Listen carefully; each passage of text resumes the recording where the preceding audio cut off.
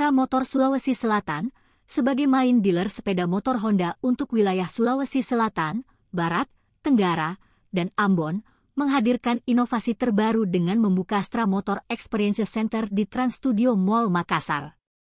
Showroom ini menjadi yang pertama di Makassar yang berada dalam mall, menghadirkan konsep unik yang menggabungkan kenyamanan berbelanja dengan pengalaman membeli sepeda motor.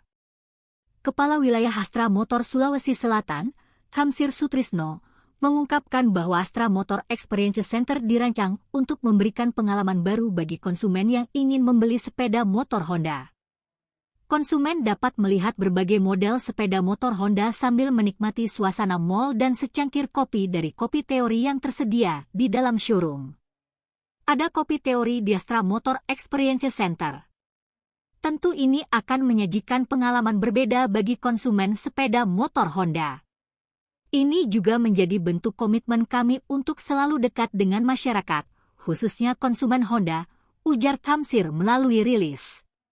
Marketing Manager Astra Motor Sulawesi Selatan, Kresna Murti, menambahkan bahwa Astra Motor Experience Center dilengkapi dengan berbagai fasilitas yang menarik bagi konsumen.